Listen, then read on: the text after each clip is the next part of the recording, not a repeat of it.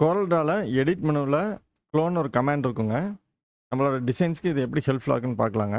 For example ஒரு கம்பெனிக்கு visiting card, cover, sticker 3 செஞ்சுருக்கோங்க. இதில் உள்ள லோகோ வந்து ரெட் கலரில் வச்சுருக்கோம். இது ப்ளூ கலரில் மாற்றணும்னு கேட்குறாங்க. மீதி 2ல் பாருங்கள் ஆட்டோமேட்டிக்காக மாறிடுச்சு. அந்த சைஸ் வந்து கொஞ்சம் பெருசாக இருக்குது, இன்னும் சின்னது பண்ணணும்னு சொல்கிறாங்க. கொஞ்சம் சின்னது பண்ணுறோம். மீதி 2லையும் மாறிடுச்சுங்க.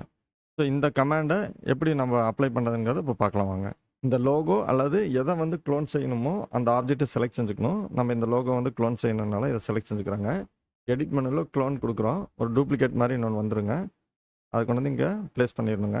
ஃபஸ்ட் டைம் எதை க்ளோன் செஞ்சோமோ அதே தான் திருப்பியும் செலக்ட் செய்யணும். இன்னொரு தடவை க்ளோன் கொடுக்குறாங்க. மறுபடியும் இன்னொரு டூப்ளிகேட் வந்துருச்சு. நான் இதை கொண்டு வந்து இங்கே ப்ளேஸ் பண்ணுறேங்க. இப்போ இந்த ஆரஞ்சு கலருக்கு பதிலாக வேறு கலர் சாம்பிள்ஸ் காமிங்கங்கிறாங்க. இப்போ க்ரீன் கலர் கொடுக்குறோம். பாருங்கள் 2லையும் க்ரீன் கலர் மாறிடுச்சு.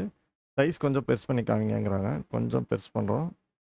ஸோ இது மாதிரி மாறிடுங்க. ஸோ இதுதான் வந்து மெத்தடுங்க.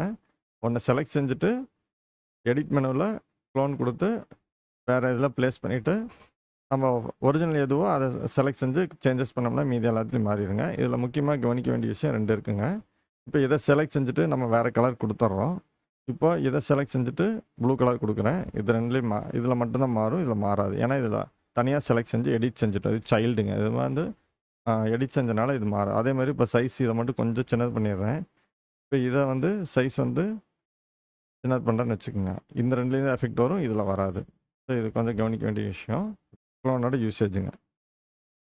Thank you for your like, share, subscribe.